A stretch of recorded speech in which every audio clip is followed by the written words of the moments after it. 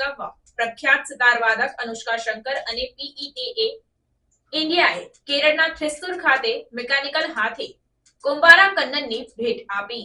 પ્રાણીઓ પર ક્રૂરતા અટકાવવા માટે એક મહત્વપૂર્ણ પગલાં તરીકે પ્રખ્યાત સિતારવાદક અનુષ્કા શંકર અને પીઈટીએ ઇન્ડિયાએ કેરળના થ્રિસ્સુર ખાતે આવેલ કોમ્બારા શ્રીકૃષ્ણ સ્વામી મંદિરે જીવંત હાથીના ઉપયોગ વિના વિધિઓ યોજી શકાય તે માટે જીવંત કદના મિકેનિકલ હાથી કોમ્બારા કન્નનનું દાન કર્યું છે। આ મિકેનિકલ હાથી હકીકતી હાથી જેવી જ દેખાય છે અને ચાલે છે, પણ તે જીવંત હાથીઓના કેદ અને તાલીમ સાથે જોડાયેલી મુશ્કેલીઓ દૂર કરવામાં મદદરૂપ થાય છે। આ પહેલ પીઈટીએ ઇન્ડિયાની ઓનગોઈંગ અભિયાનનો એક ભાગ છે, જે ધાર્મિક અને સાંસ્કૃતિક તહેવારોમાં કેદ કરાયેલા હાથીઓના ઉપયોગને સમાપ્ત કરવા માટે પ્રયત્નશીલ છે। મંદિરના અધિકારીઓએ આ દાન માટે કૃતજ્ઞતા વ્યક્ત કરી અને ધાર્મિક પરંપરાઓમાં નૈતિક વિકલ્પો અપનાવવાની મહત્વતા પર ભાર મૂક્યો। મંદિરના એક સભ્યએ કહ્યું કે કોમ્બારા કન્નન અમારી પરંપરાઓને જાળવી રાખવામાં સહાય કરશે અને સાથે જ પ્રાણીઓની કલ્યાણકામ અભિગમને પ્રોત્સાહિત કરશે।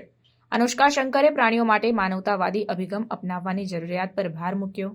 હાથીઓએ તેમના પ્રાકૃતિક વસવાટમાં સ્વતંત્ર જીવન જીવવા જોઈએ। આ પહેલ પરંપરાને અને પ્રાણીઓના હિતને સમાન રીતે માન્યતા આપે છે, તેમ તેમણે જણાવ્યું। આ પહેલનો ઉદ્દેશ્ય સમગ્ર દેશમાં અન્ય મંદિરો માટે પણ ઉદાહરણ સ્થાપિત કરવાનો છે, જેથી તેઓ ધાર્મિક વિધિઓમાં જીવંત હાથીઓના બદલે નૈતિક વિકલ્પો અપનાવી શકે।